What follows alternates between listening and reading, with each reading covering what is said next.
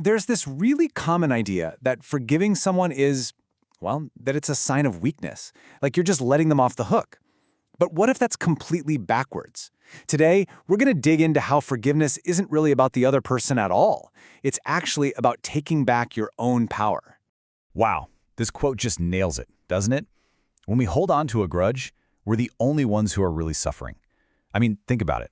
The anger, the bitterness, replaying what happened over and over in your head, that's the poison. And the craziest part?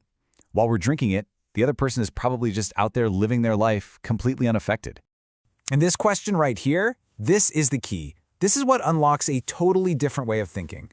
The second you realize forgiveness is a tool for your own well-being, the entire dynamic just shifts. It stops being about weakness and it becomes this incredible act of self-preservation and, honestly, of strength. So let's totally reframe this whole thing. Forgiveness isn't some gift you have to grudgingly give to the person who hurt you. No, think of it more like an act of radical self-care. It's you deciding to take back the controls of your own emotional life. And let's be crystal clear on this one. This is not about pretending what happened was okay. It's about you making a really powerful choice and saying, you know what?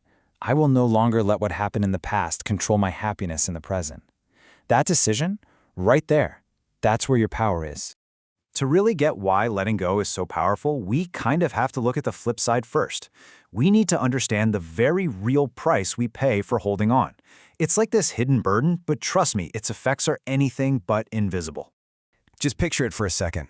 A heavy, clanking chain that you're dragging around with you everywhere you go, every single day.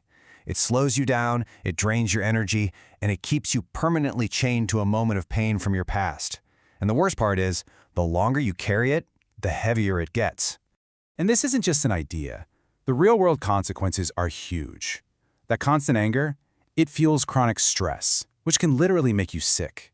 The bitterness can seep into and poison the good relationships you have now. It is so mentally exhausting.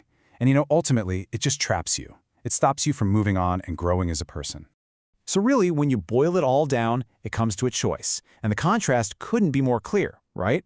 You can choose to stay locked in a prison of the past, just reliving those old hurts, or you can choose the path to freedom. Now, it's not always easy, but that choice, it is always yours to make. So much of our resistance to forgiving someone comes from just misunderstanding what it actually is. I think it's time we bust some of the biggest myths that are holding us back.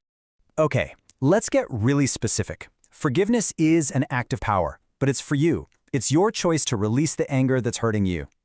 Now let's look at what it's not. It is not forgetting. You don't have to get amnesia. It is absolutely not condoning what they did. You can forgive someone and still know that what they did was 100% wrong. And, this is a big one, forgiveness does not require reconciliation. You don't have to let that person back into your life. This is all about your internal freedom. All right, so we know why forgiveness is so important. But how? How do we actually do it? It can feel kind of abstract.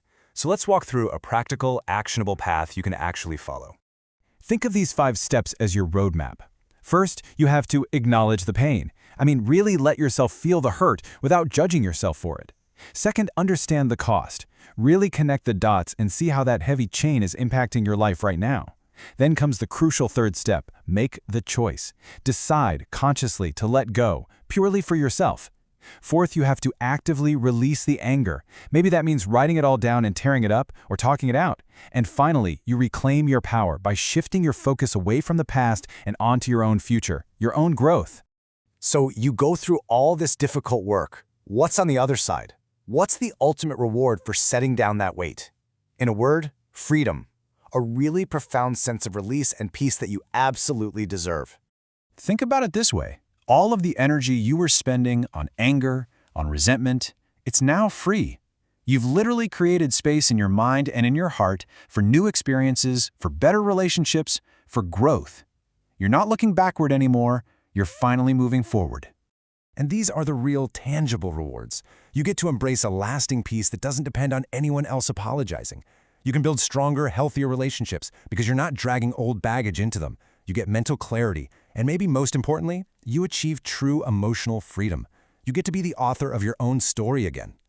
So as we wrap this up, I want to leave you with this one thought. Forgiveness is a choice to unburden yourself. It's truly one of the most powerful gifts you can give to your future self. The only question left is, what weight are you ready to finally set down?